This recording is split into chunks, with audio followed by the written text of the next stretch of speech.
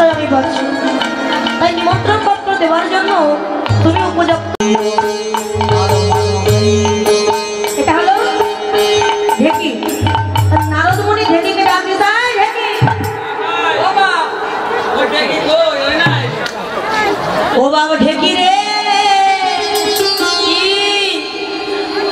চল না ঢেকি। কোথায় যাবো? নিমন্ত্রণ দিতে যাই। চল না ঢেকি, কৈলাসেতে যাই। ও বাবা ঢেকি রে, চল না ঢেকি, কৈলাসেতে যাই। ও বাবা ঢেকি রে, চল না ঢেকি, কৈলাসেতে যাই। ও বাবা ঢেকি রে, চল না ঢেকি, কৈলাসেতে যাই। ওই কৈলাসেতে গিয়ে যেন কৈলাসের প্রতি দেখা পাই। ও বাবা ঢেকি রে, চল না ঢেকি, কৈলাসেতে যাই। ও বাবা ঢেকি রে, চল না ঢেকি, কৈলাসেতে যাই। এই ঢেকি, তাড়াতাড়ি কৈলাসে চল। চল। এখন কৈলাসের কাছে দেবর্ষি নারদ গিয়ে কৈলাসে কি ডাক দিছে, মামা। আরে একটু সময়কে ও মামা, মামাকে ডাক দিছে, মামি বাহিরে এসেছে। কি রে বাবা নারদ? এই যে নারদ, এটা কি জিনিস মা? সকালবেলা ঘুম থেকে উঠে বাসি মুখে 3 বার নারদ নারদ নারদ বলবেন, দেখবেন আপনার সংসারে অশান্তি বন্ধই হবে। বলে আমার নাম নারদ, আমার কথা না হয় রোদ, নারদ আর না হয় রোদ, যা বলবো তাই হবে। ও বাবা এসেছিস, বস। তার নারদমণি বলছো, ও মামি, মামা কোথায় গো মামা? আর বলিস যেখানে থাকে। ভোলা মাস্টার কোথায় থাকে বাবা? এই জায়গায় থাকে। এটা কোন জায়গা? শ্মশান।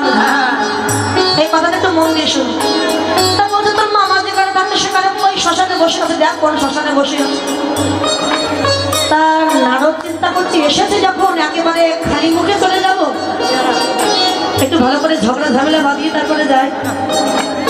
সে তো আমার ঝগড়া করতে খুব ভালোবাসে। তো মামি, তাহলে আমি মামার সঙ্গে দেখা করে আসবো। যা যা, যাচ্ছে টাকাচ্ছে। কি ব্যাপার? ও মামি শোনো শোনো, তোমাকে একটা কথা বলবো। দেখো কি করে ঝগড়া বাঁধাচ্ছে। মামা কি তোমাকে ভালোবাসে? খুব ভালোবাসে, সুন্দর ভালোবাসে, বেবি ভালোবাসে, দারুণ ভালোবাসে, বড় ভালোবাসে। আমার মনে হয় মামা তোমাকে 1 বিন্দু ভালোবাসে। কারণ কি?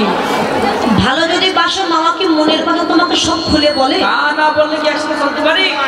সব বলে, হিসেব দেয়।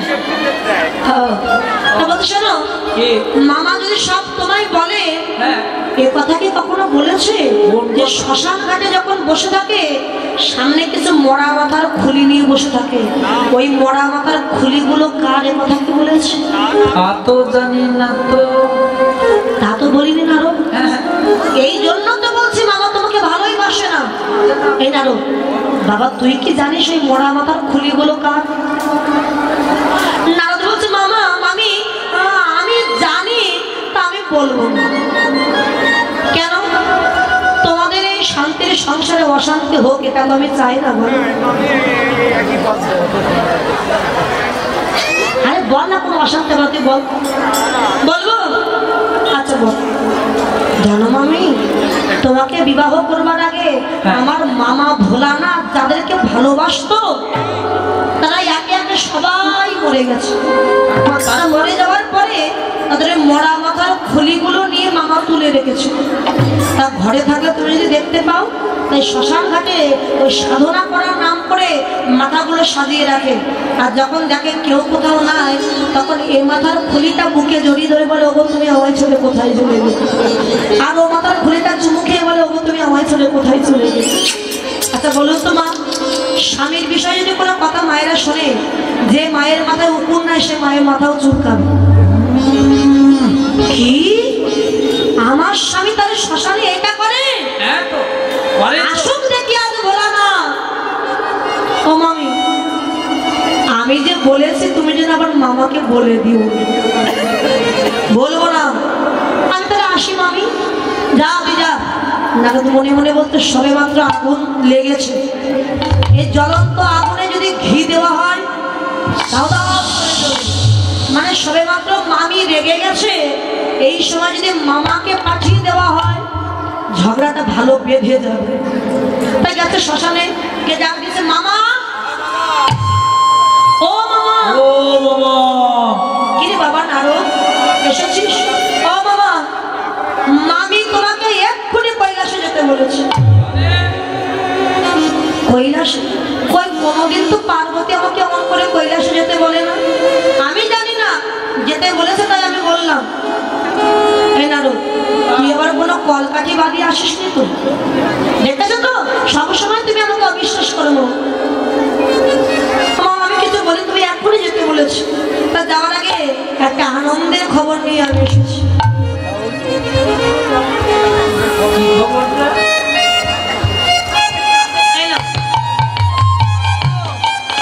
এটা কি?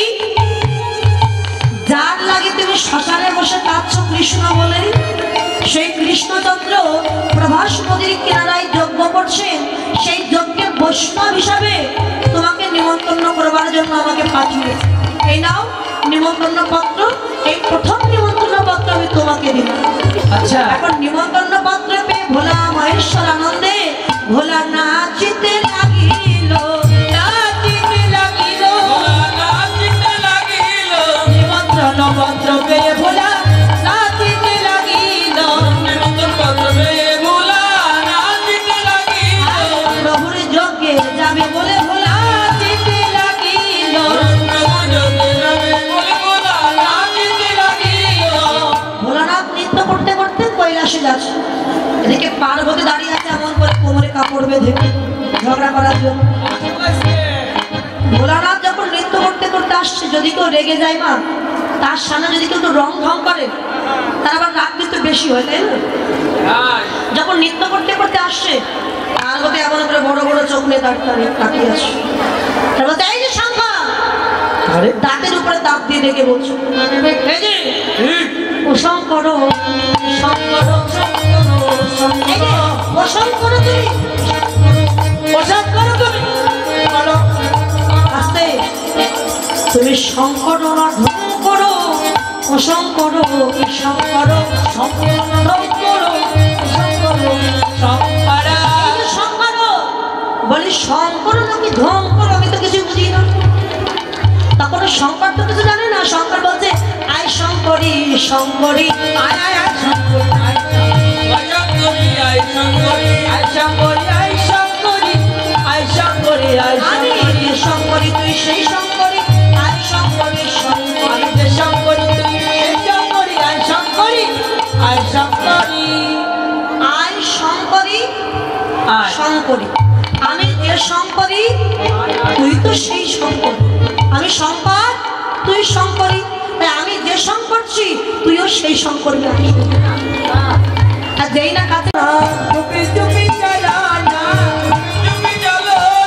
সরস্বতী যেন না জানে, চুপি চুপি চলো, সরস্বতী যেন না জানে, চুপি চলো, চুপি চুপি চলো। সরস্বতীও জানতে পেরেছে। মা, কি হয়েছে মা? আমিও যাব। তা তুই প্রভুর যজ্ঞে কেন যাবি? কাজ আছে।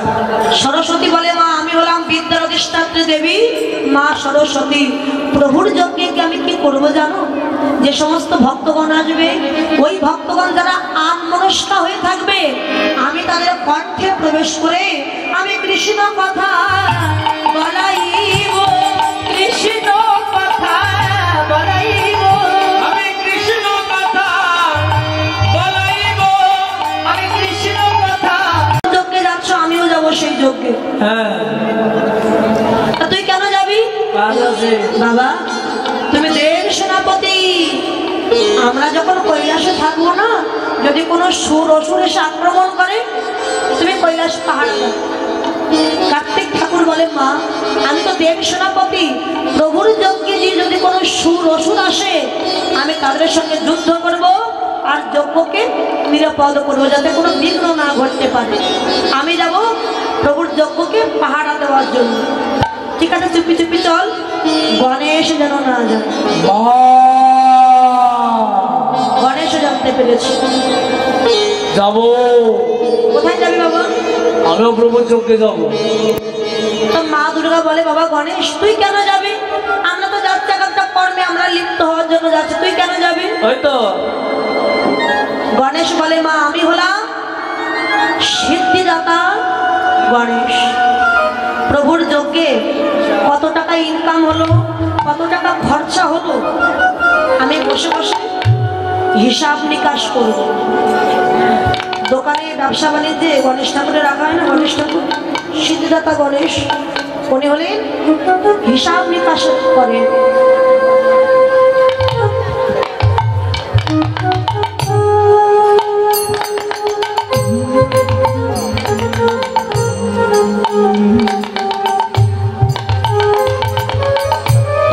যারা যা দক্ষিণা দান করেছেন সকলের দান যেন কৃষ্ণ চরণে পৌঁছে যায়, এবং যে মনোবাসনা নিয়ে দান করেছেন ভগবান যেন মনোবাসনা পূর্ণ করেন। তাই গৌর হরি বল, হরি বল।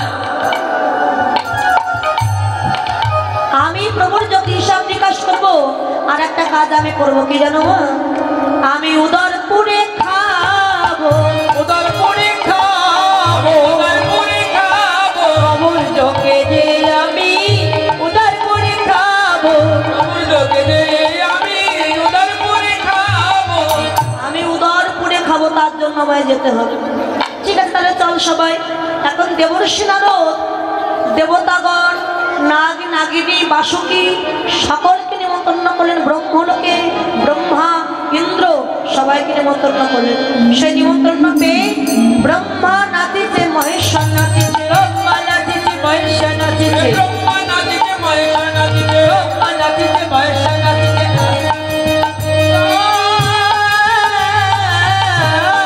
ব্রহ্মা নাচিছে, মহেশ্বর নাচিছে, আর নাচিছে ইন্দ্র। ডাকিনী নাচিছে, যোগিনী নাচিছে, ডাকিনী নাচিছে, যোগিনী নাচিছে, দাদা থইয়া থইয়া বলে, দাদা থইয়া থইয়া বলে। ডাকিনী নাচিছে, যোগিনী নাচিছে, দাদা থইয়া থইয়া বলে, দাদা থইয়া থইয়া বলে। তারাই আনন্দেতে নৃত্য করে, তারা আনন্দেতে নৃত্য করে, তারা আনন্দেতে নৃত্য করে। ওই প্রভুর যজ্ঞে এসে দেখো আনন্দেতে নৃত্য করে। প্রভুর যজ্ঞে যাবে বলে তারাই আনন্দেতে নৃত্য করে। ওরা প্রভুর যজ্ঞে যাবে বলে আনন্দেতে নৃত্য করে। টাকা থইয়া থইয়া বলে, টাকা থইয়া থইয়া বলে। এবার দেবর্ষি নারদ নিমন্ত্রণ করবার জন্য বৃন্দাবনে প্রবেশ করেছে। বৃন্দাবনে প্রবেশ করে দেখে ফলবান বৃক্ষ যেমন ফলের ভরে আপনা হতে নত হয়ে যায়, জ্ঞানী ব্যক্তি যেমন জ্ঞানের ভরে নত হয়ে যায়, আজ বৃন্দাবনে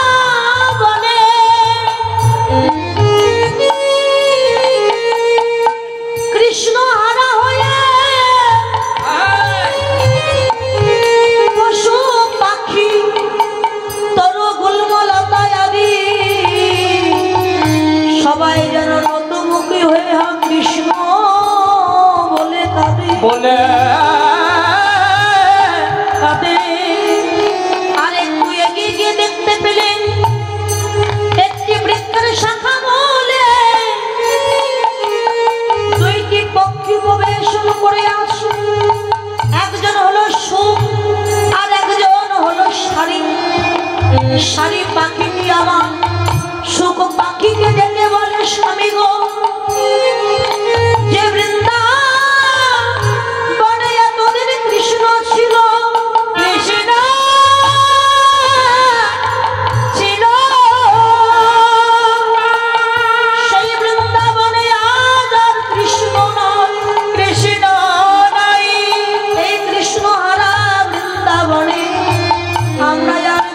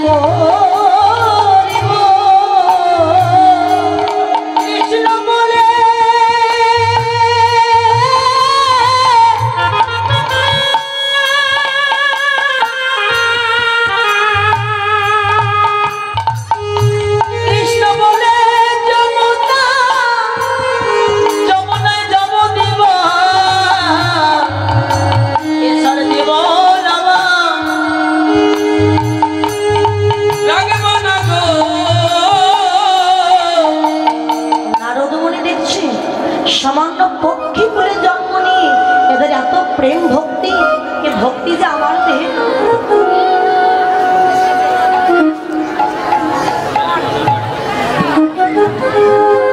আর একটু এগিয়ে গিয়ে দেখে মা যশোমতী আমার শত বৎসর পুত্র হারা হয়ে গোপাল বলে কাঁদতে কাঁদতে নয়ন দুটি অন্ধ হয়ে গেছে। সোনার থালায় নবনী নিয়ে পাগলের পাড়া হয়ে বৃন্দাবনের পথে পথে গোপাল গোপাল বলে কাঁদছে।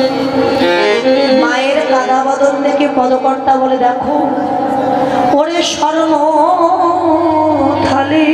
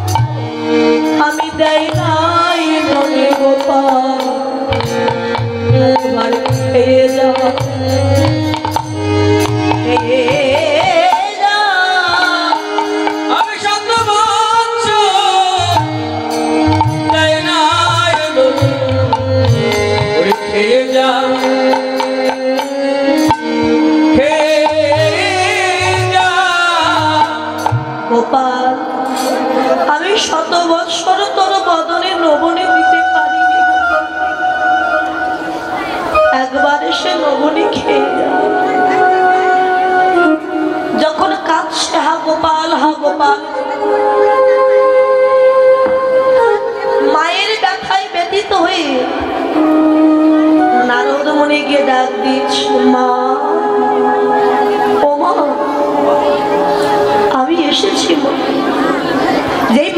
এসে চমকে যেত যশোমতী। কে কে আমায় মা বলে ডাকছো? কে এসেছিস? আমার রাম নাকি আমার গোপাল এসেছিস বাবা? আমার রাম এলি নাকি আমার গোপাল?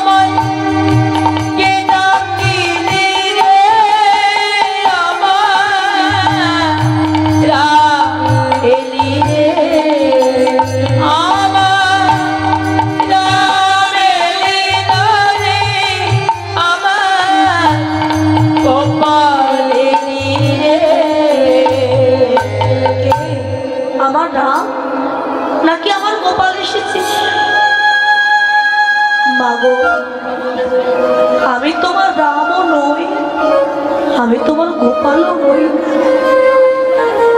আমি কে জানো মা? দ্বারকা হইতে আইনু নামটি নারদ মুনি, প্রভাস কুলে যজ্ঞ করছে তোমার নীলমণি। মাগো আমি তোমার গোপালের চরণের দাস। তোমার গোপাল প্রভাস নদীর কিনারায় যজ্ঞ করছে, তাই সেই যজ্ঞে আমি তোমাকে নিমন্ত্রণ দিতে এসেছিলাম। এই নাও নিমন্ত্রণ পত্র দেখো। যশোমতী কেঁদে বলে, বাবা নারদ কি করে দেখবো? শত বৎসর কৃষ্ণ হারিয়ে কেঁদে কেঁদে আজ আমার নয়ন অন্ধ হয়ে গেছে। আমি যে চোখে দেখতে পাই,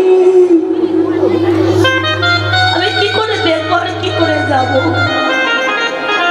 মা এক কাজ করো, তোমার গোপাল যে আঙ্গিনায় খেলা করত সেখানকার ধুলি নিয়ে তোমার নয়নে পরশ করো, দেখবে চরণ ধুলির গুণে তুমি দৃষ্টি ফিরে পাও। বাৎসল্যময়ী মা যশোমতী কি বলল, না নারদ আমি পারবো, কেননা গোপাল যে আমার পুত্র, আর আমি মা হয়ে যদি সন্তানের চরণ ধুলি আমার নয়নে পরশ করি, আমার গোপালের যে অমঙ্গল হবে। আমি অন্ধ হয়ে থাকি সারা জীবন, আমার দুঃখ নয়, কিন্তু আমার গোপালের যেন কোনো ক্ষতি না হবে। এটাই হলো বাৎসল্য প্রেম। মা তার নিজে যাই হোক, সন্তানের যেন কোনো বিপদ না হয়, আমার গোপালে যেন ভালো থাকে। মা মা বলতে সুধা ঝরে, মা বলতে সুধা খরে, মা বড় মধুর ডাক, ডাকলে জোড়ায় আইসে পড়া। এই জগতে মা যদি মারা যায়, মায়ের আত্মা যদি শ্মশানের মাটি তো বাঁধা থাকে, শ্মশানের মাটি থেকে কেঁদে বলে গোবিন্দ আমার বাছার যেন মঙ্গল হয়, তার যেন কোনো বিপদ না হয়। বাবা হলো ছাদ আর মা হলো ওই ঘরের পিলার। যেদিন ছাদ থাকবে না, পিলিয়ার থাকবে না, সেদিন সন্তান বুঝবে আমার মতো অসহায় জগতে আর কেউ নয়। মা আরে তুমি যাবে না, দেখবে না তোমার গোপালকে? কি করে দেখবো বল বাবা? নর এক কাজ করো মা, শুনেছি নামের গুণে নাকি বোবায় কথা বলে, ঘোড়া নাকি গিরি লঙ্ঘন করতে পারে। তোমার গোপাল নিজ হাতে যে নিমন্ত্রণ পত্রটা লিখেছে, ওই নিমন্ত্রণ পত্রটা নয়নে পরশ করো, দেখবে ওই নামের কৃপা দৃষ্টিশক্তি ফিরে আসলেও আসতে পারে। গোপালের নাম স্মরণ করে নিমন্ত্রণ পত্র যেই না নয়নে পরশ করেছে যশোমতী মরমে, দেখে কি নামের কৃপায় লেখা ঝলমল ঝলমল ঝলমল করিছে, ঝলমল ঝলমল ঝলমল করিছে, ঝলমল ঝলমল ঝলমল করিছে, পাকা করে পাকা লেখা ঝলমল ঝলমল ঝলমল করিছে, ওরে পাকা করে পাকা লেখা ঝলমল ঝলমল ঝলমল করিছে। ওনারও এই তো আমি সব দেখতে পাচ্ছি। দেখেছো মা তোমার গোপালের কত মহিমা? মামা শোনো, যাবে তবে ক্ষীর সর মাখন ছানা নিয়ে যাও কিন্তু তোমার গোপালের জন্য। মাকে নিমন্ত্রণ করে নন্দপিতা শাখাগণ সবাইকে নিমন্ত্রণ করো। নন্দরা 5 ভাই, সবাইকে নন্দ উপানন্দ সানন্দ নন্দ সবাইকে নিমন্ত্রণ করেছে। এদিকে শ্রীমতী রায়ধরী সখীগণকে নিয়ে কৃষ্ণ বিরহের কথা আলোচনা করছে। কাল বলি কালা গেল মথুরায়, সে কালের আর কত বাকি। নারদমণি রাধার কাছে গেল, রাস্তা দিয়ে যাচ্ছে তো দেখছো দূরে রায়ধরী কাজ। ডাক্তার বলে দেখো বৃন্দাবনের পশু পাখি তরু গুলমলতা যেখানে যে আছো সবাই ভালো করে শোনো, প্রভু শ্রীকৃষ্ণ প্রভাস নদীর কিনারায় যজ্ঞ করছে, সবার নিমন্ত্রণ রইল, তোমরা সবাই যেও। এই কথা শুনে ললিতা কি বোঝায়? রাধে এতক্ষণ কাঁদছিলি, কিছু বলছিলাম না, এখন বলছো তুই আর কাঁদিস না। কেন কাঁদবো না? তোর গুণের মধু, তোর রসের মধু, তোর প্রেমের মধু। হ্যাঁ তো কি হয়েছে? যার জন্য তুই কেঁদে পাগল, সেই কৃষ্ণচন্দ্র প্রভাস নদীর কিনারায় যজ্ঞ করছে, সবাইকে নিমন্ত্রণ করলো। কই তোকে তো একবার নিমন্ত্রণ করলো। যার জন্য তুই কেঁদে পাগল, সেই তোকে ভুলে গেছে, তার জন্য তুই কাঁদছিস কেন? কি আমার বধূ যজ্ঞ করছে, আমার বধূ যজ্ঞ করছে, আমি যাব। এই সখী তুই জানিস না বিনা নিমন্ত্রণে কারোর বাড়িতে যেতে নয়। আর তোকে নিমন্ত্রণ করে তুই কি করতে যাবে? সখী আমায় কেন নিমন্ত্রণ করবে? কৃষ্ণ যে জগতের পতি, সে জগৎপতি।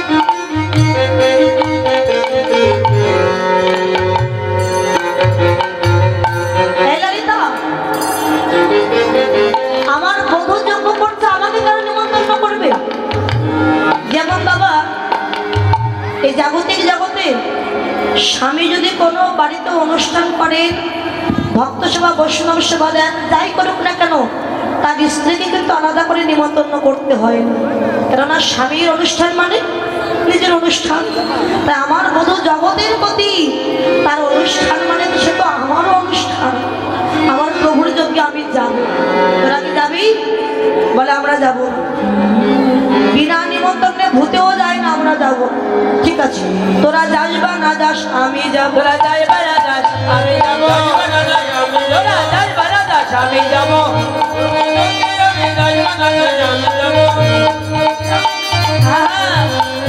আমার লোকের আমার বধূ যজ্ঞ করছে, যাই বা না যাস। আমার আমি যাব। আমার বধূ যজ্ঞ করছে, আমি যাবো, তাই যা আসছি। আচ্ছা, আমার কপাল। সখীগণ বলছে, এই বিশাখা একে তো আটকানো যাবে না, যাবেই। তাই 100 বছর পরে কৃষ্ণের সঙ্গে দেখা করতে যাবি, এমন পাগলিনীর মতো হয়ে যাবি না কিরে? আর তোকে একটু ভালো করে সাজিয়ে দিই। ভগবানের দর্শনে গেলে সবাইকে যে সেজে যেতে হবে, জাগতিক জগতের সাজ নয়। এই তিলকং তুলসী মাল্য সিদ্ধ কপিল বহির্ব্যাস, এই সাজে সেজে তারপরে ভগবান দর্শনে যেতে হবে।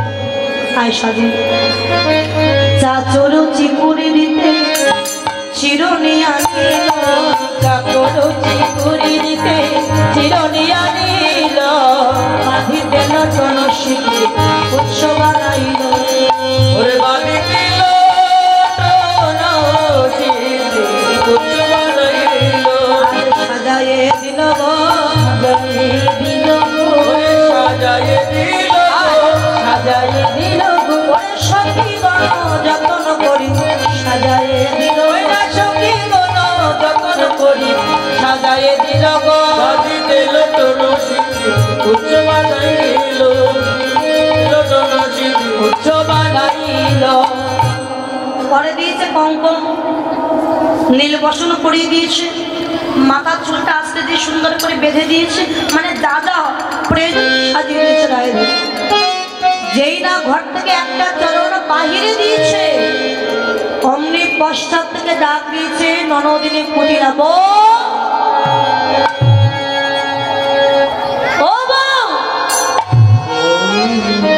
এত সেজে গুজে কোথায় দেওয়া হচ্ছে? ননদী, আজ তুই আমায় বাধা দিস, যা ফিরে যা ঘরে। ডুবেছে রায় কলঙ্কিনী কৃষ্ণ প্রেম স্বয়ং। আরে তুই কেন? যেই আসুক না কেন আজ আমায় আর ধরে রাখতে পারবে না আমার জগৎপতি কৃষ্ণ। তার ডাক যখন আসুক না, সকাল লাগে না, দুপুর লাগে না, রাত লাগে না, বাঁশি বাজলেই সবাইকে যেতে হবে। কি ওই কেলে ছড়ার যজ্ঞে যাচ্ছ? দাঁড়াও। কুটিরা গিয়ে আয়ানকে ডাক দিস, দাদা। এই আয়ান ছিল কালী ভক্ত। দাদা, কালী পূজা করে পরে করবে, আগে কি হয়েছে? শোনো দাদা, যে বউকে তুমি কিছু বলো না, সে বউ আজকে তোমাকে ছেড়ে ওই প্রভাস নদীর কিনারায় কেলে ছড়া ওই কৃষ্ণ যজ্ঞ করছে, তার যজ্ঞে যাওয়ার জন্য বাহির হয়েছে। কি সত্যি বলছিস? হ্যাঁ দাদা, সত্যি বলছি। বিশ্বাস না হয় আমার সাথে চলো দেখি। আচ্ছা। আয়ার বলে, কুটিলা, তুই সবে সবে আমার রাধাকে তুই কলঙ্কিনী বলিস, অপবাদ দিস। আজকে যদি গিয়ে দেখি মিথ্যা বলেছিস, তুই মা কালীর হাতে যে খড়গ আছে না, এই খড়গ দিয়ে আমি তোকে বলি দিয়ে দেব। খড়গ নিয়েছে হাতে, মানে হয় কুটিলাকে বলি দেবে, নইলে রাধাকে বলি দেবে। যাচ্ছে কুটিলার সঙ্গে, বলে গর্জিয়া আয়া নধাইয়া আসিছে করতে লইয়া আসি। আরে কি বা করতে লইয়া আসি? ওই গর্জি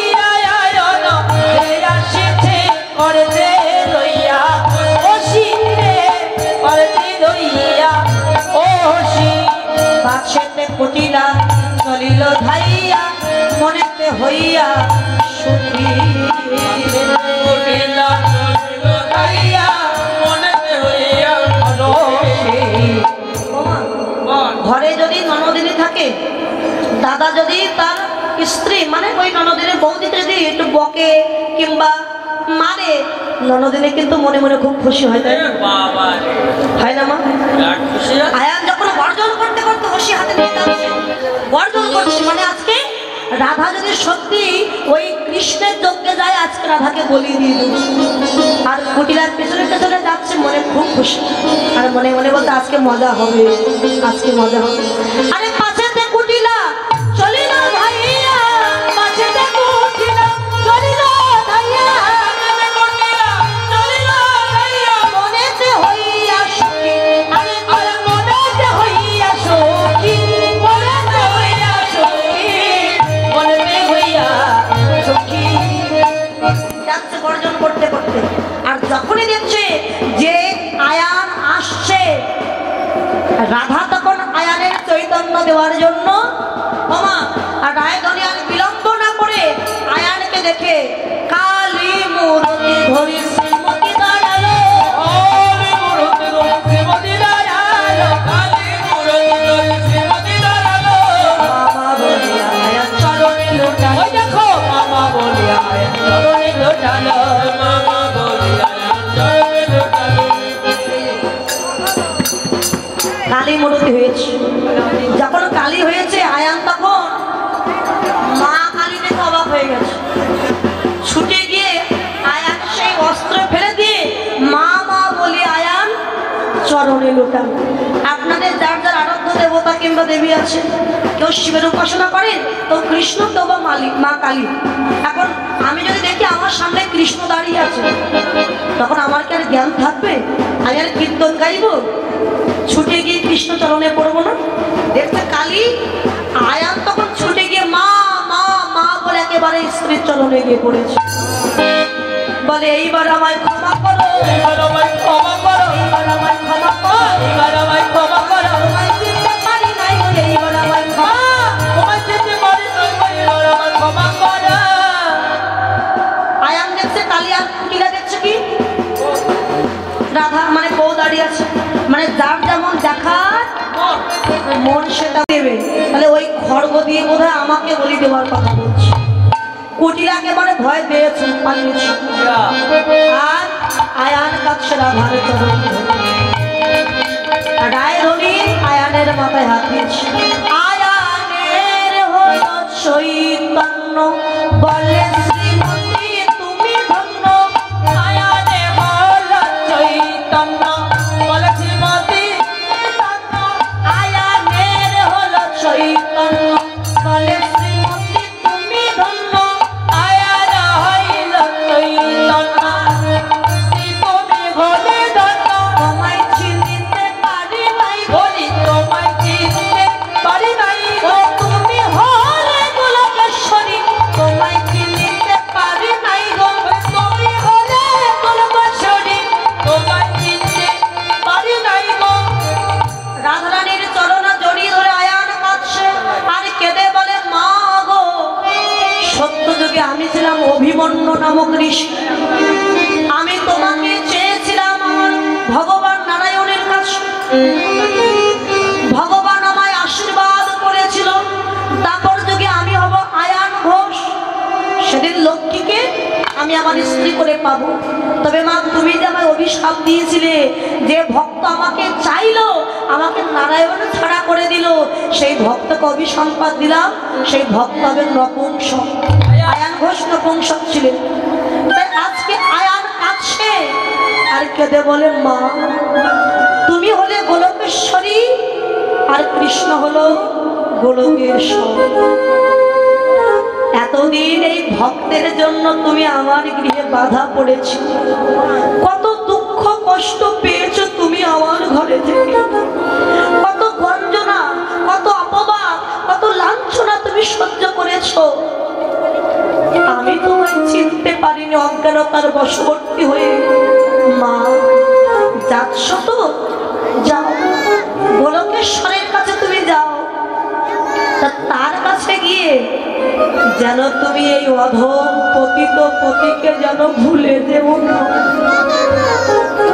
তোমার কাছে এই মিনতি, যেদিন এই আয়ানের প্রাণ পাখিটা উড়ে যাবে, শেষের দিনে তোমরা যুগল রূপে আমার সম্মুখে দাঁড়িয়ে মা গো, শেষের দিনে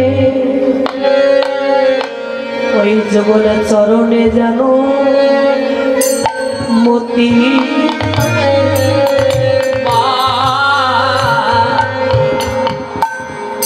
চরণে চরণে যেন মতি থাকে। যুগল চরণে যেন আমার মতি থাকে। আমি কাকার বলে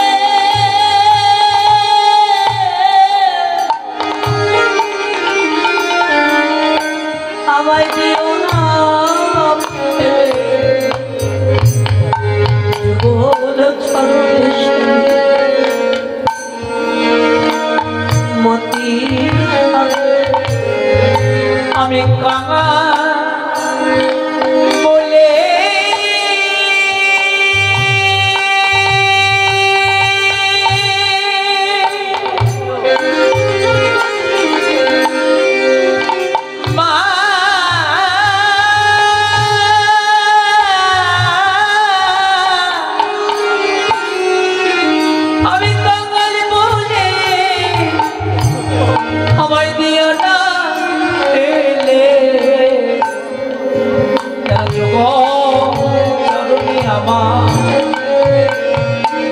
আমার মতি থাকে। সেদিন আমায় হাত ধরে পা করে দিও মা।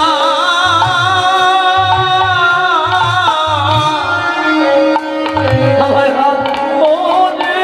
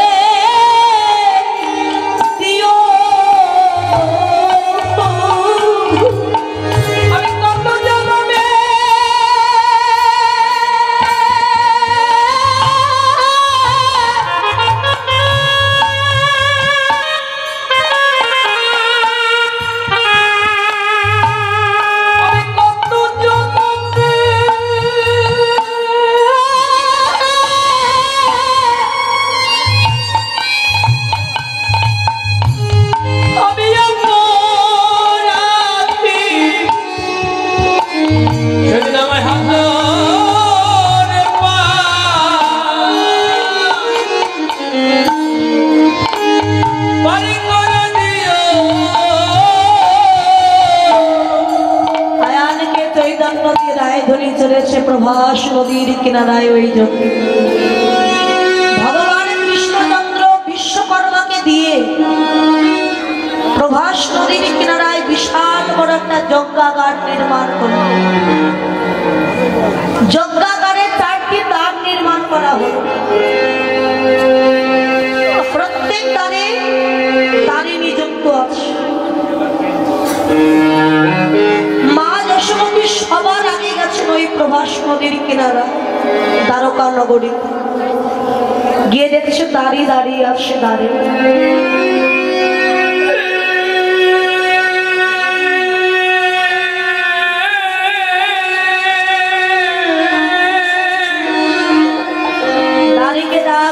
দাঁড়ি তার ছেড়ে দে বাবা দাঁড়ি আমি যাব গোপালে কাছে তার ছেড়ে দেবা দাদি আমি যাব গোপালে কাছে ওরে তার ছেড়ে দেবা দাদি আমি যাব গোপালে কাছে আর দাঁড়ি বলে কাঙালিনী তোমার গোপালকে না দাঁড়ি বলে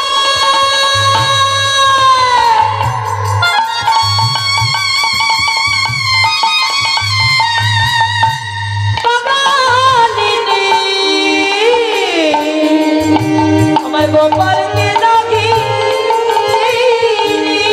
ওরে তার ছেড়ে দেবা দাদি আমি যাব গোপালে কাছে তার ছেড়ে দেবা দাদি দাঁড়ি দাঁড় ছেড়ে দে আমি আমার গোপালের কাছে যাব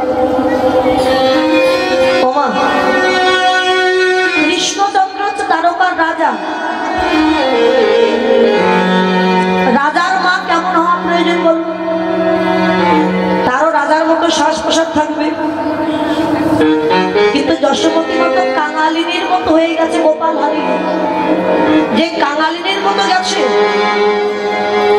গিয়ে যখন বলছে দাঁড় ছেড়ে দে আমি আমার গোপালের কাছে যাব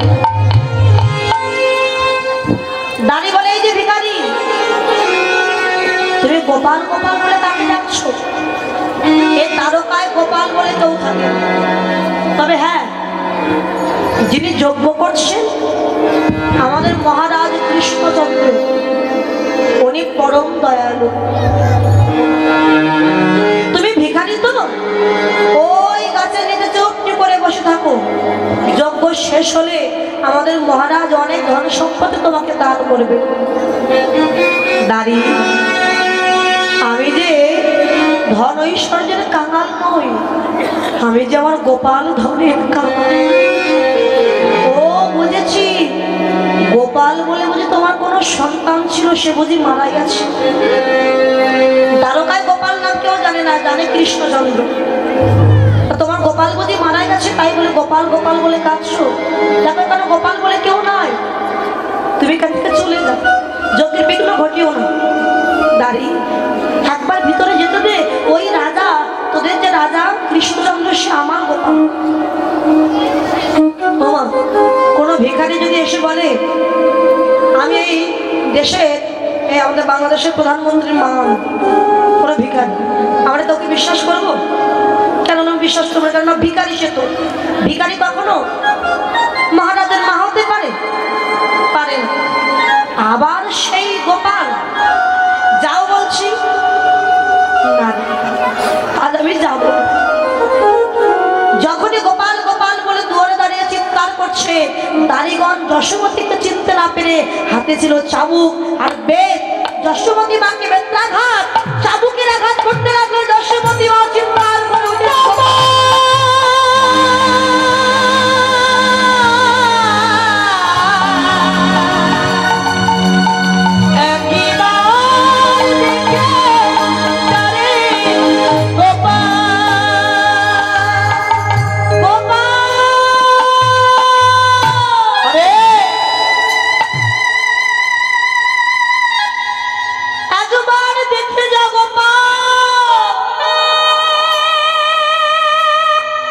গোপাল গোপাল বলে যখন চিৎকার করেছে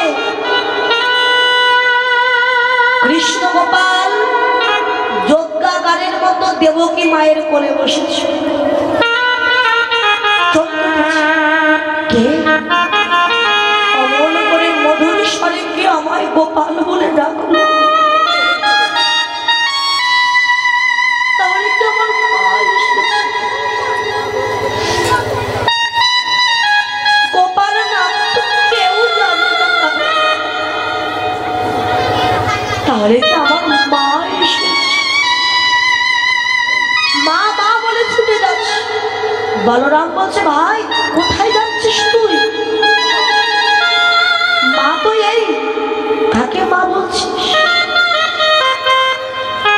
যজ্ঞ সম্পন্ন রেখে তুই কোথায় যাচ্ছিস? দাদা যজ্ঞটা এখানে। কেন জানো? দাদা থাকুক যজ্ঞ হবে আসি, ব্রজের মায়ে এসেছে, চলো তাকে দেখতে আসি।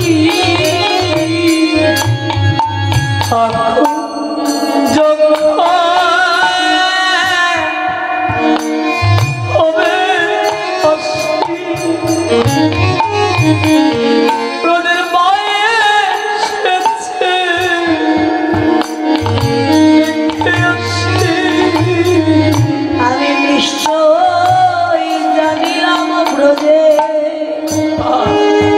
মা এসেছে, আমি নিশ্চয় জানিলাম ব্রজে মা এসেছে। আবার গোপাল নাম তো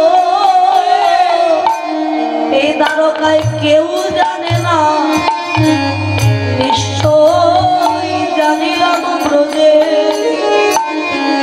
মায়ে এসেছে। আমার গোপাল নামে তো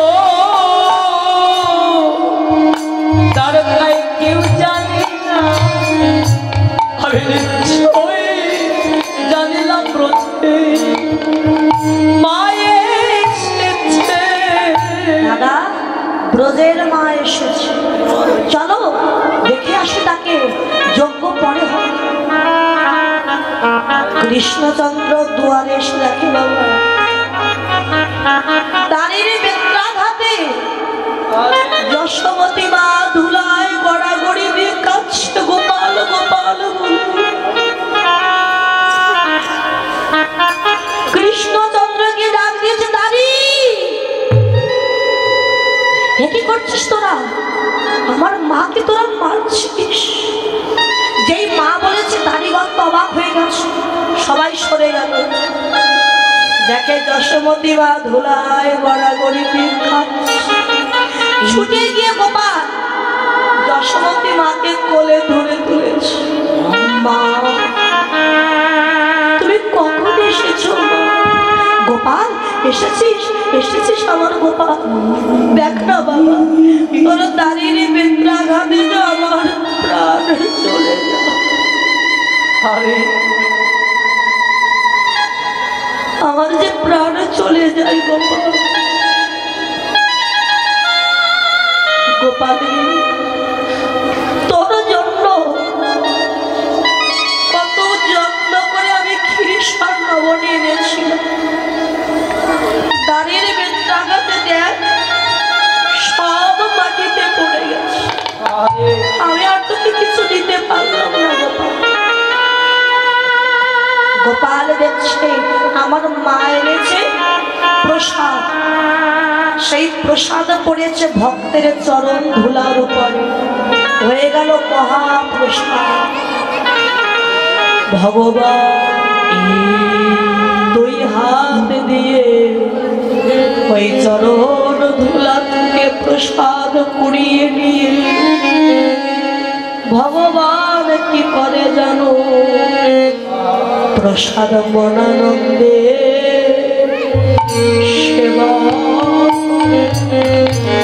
প্রসাদ সেবা করে। বলে বড় মিঠা লেগেছে মা, প্রসাদ মনানন্দে সেবা। বলে বড় মিঠা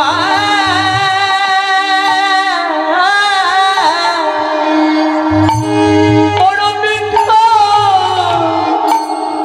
লেগেছে মা, প্রসাদ মনানন্দে সেবা করে। এ যে বড় মিঠা লেগেছে মা, ধুলা থেকে তুলে নিয়ে প্রসাদ সেবা করছেন ভগবান। যশোমতী মা কোলে নিয়ে গোপালকে কত আদর করছে। এদিকে দেবকী মা এসে দেখে যশোমতীর কোলে বসে আছে গোপাল। ডাক দিয়েছে, কৃষ্ণ তুই তো আমার পুত্র, ওই ভিখারির কোলে বসে আছিস, উঠে আয় বলছি। এই বলে দেবকী মা গিয়ে কৃষ্ণের কর ধরে দাও।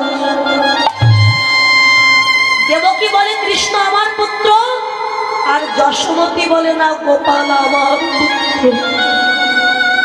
না কৃষ্ণ আমার পুত্র, না গোপাল আমার পুত্র। আমার দুইজন ধরে টানছে। ওমা কেউ গোপালকে ছাড়ছে। মায়ের কাছে গোপাল, যশোমতীর কাছে, আর দেবকীর কাছে কৃষ্ণ। যখন যজ্ঞের ভক্তগণ চিন্তায় পড়ে গেছে, কে আসল কৃষ্ণ জন্মের মা? জন্ম দিলেই কি মা হওয়া যায় যদি সে না বোঝে সন্তানের ব্যথা বেদনা? ভক্তগণ বলছে, দেখো কে কৃষ্ণের মা তার জন্য পরীক্ষা দিতে হবে। কি পরীক্ষা? 100টা কাপড়ের পর্দা টানিয়ে দেওয়া হবে। পর্দার ওই প্রান্তে থাকবে কৃষ্ণ, আর এই প্রান্তে আড়ালে থাকবে একজন করে মা। যে মায়ের স্তন দুগ্ধ ধারা একটি একটি করে শত কাপড়ের পর্দা ভেদ হয়ে কৃষ্ণের বদনে গিয়ে পড়বে, সেই হলো কৃষ্ণের আসল মা। দেবকী বলে, আমি তো কৃষ্ণের মা, আমি আগে পরীক্ষা দেব, আমি আগে পরীক্ষা দেব। গেছে পদ্মার আড়ালে গিয়ে অহংকারে বলছে, এই কৃষ্ণ, কংস কারাগারে আমি তোকে গর্ভে ধারণ করেছিলাম, আমি তো তোর মা, সবাই জানে। তা আমি আমার স্তন দুগ্ধ সেবা দিলাম, নে তুই সেবা কর, তুই খা। খা বলেছে, এমন করে দিলে কি আর ভগবান সেবা করে? ভক্তের দ্রব্য প্রভু কাড়িয়া কাড়িয়া খায়, অভক্তের দ্রব্য প্রভু ফিরিয়া নাহি চায়। যখনই বলেছে যে খা, শত পদ্মা তো দূরের কথা, একটা কাপড়ের পদ্মাও মায়ের স্তন দুগ্ধ ধারা ভেদ হলো। যশোমতী মা দুঃখে জড়সড় হয়ে বাহিরে এসেছে, দেবকী মা বাহিরে এসেছে। ভক্তগণ বলছে, এই যে কাঙালিনী, মানে যশোমতীকে বলছে, ও কাঙালিনী, এবার তোমার পালা, তুমি যাও পরীক্ষা দিতে। পদ্মার আড়ালে দাঁড়িয়ে যশোমতী কাঁদছে, গোপাল আমি তোকে জন্ম দেইনি ঠিক বাবা, কিন্তু আমি তো তোকে পুত্র স্নেহে মানুষ করেছি, আমার স্তন দুগ্ধ তোকে আমি সেবা দিয়েছি বাবা। যদি কোনোদিন তোকে আমি মাতৃ স্নেহে আমার স্তন দুগ্ধ তোকে সেবা দিয়ে থাকি, আমি তো আলাভোলা গোয়ালি, আমি মূর্খ। সবাই বলে তুই নাকি ভগবান।